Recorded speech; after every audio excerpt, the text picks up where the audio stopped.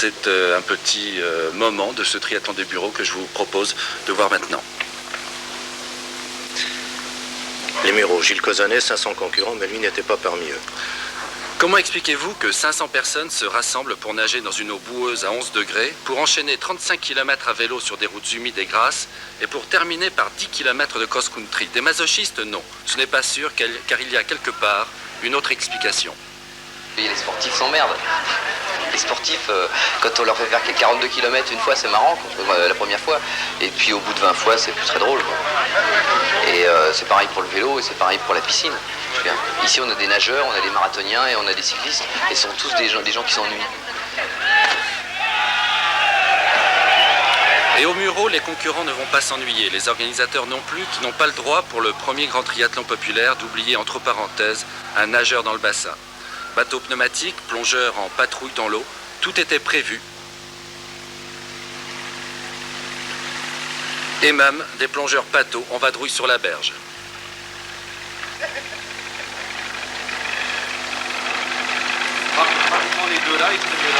Les écarts se creusent très vite. Les spécialistes de la natation ont pris une sérieuse avance, mais ils la reperdront très vite dans les 35 km de l'épreuve cycliste.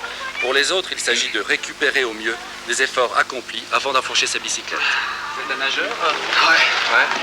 C'était vraiment dur là? C'était froid. Très froide. Vous êtes tous les muscles tétanisés? Non? Du mal à respirer.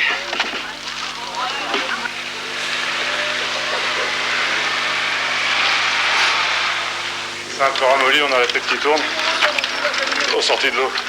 C'est un peu difficile, mais enfin c'est supportable. Et le vélo, ça va aller? Bah, j'espère.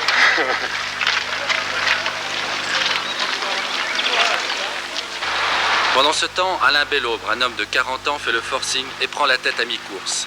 Il accomplira ensuite ses 10 km de course à pied en solitaire et terminera avec un temps total de 1h57 et nous dit à quel moment je devais être dans les 20 peut-être premiers, mais en partant en vélo, j'étais deuxième.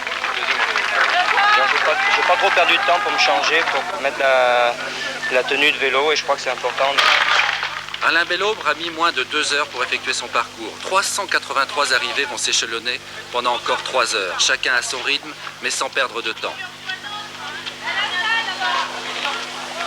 Surtout dans les vestiaires où il faut se changer et récupérer en même temps.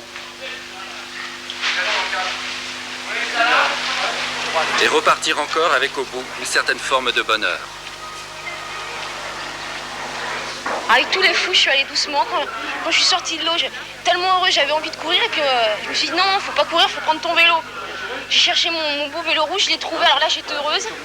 Super vélo, j'ai mouliné, j'ai trouvé des gens vraiment sympas dans la course. J'ai trouvé des hommes qui m'ont...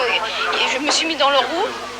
Au bon moment, ils sont venus, ils m'ont parlé. Des gens à chaque fois sur le bord de la route, c'était pas l'insulte. Hey, sportive. C'était vas-y, deuxième femme, je me suis dit c'est pas possible. Alors donc, ce sera possible dans les prochains triathlons pour Pascal Delfosse, avec le 27 mai Beaumont-sur-Oise, le 3 juin à Hyères, le 9 juin à Troyes, le 10 juin à Viry-Versailles, le 16 juin à Deauville, le 23 juin à Tarbes, le 7 juillet Valras, le 8 juillet Saint-Mihiel, le 14 juillet Châtellerault, le 12 août Mende et la finale le 29 septembre à la Grande Motte.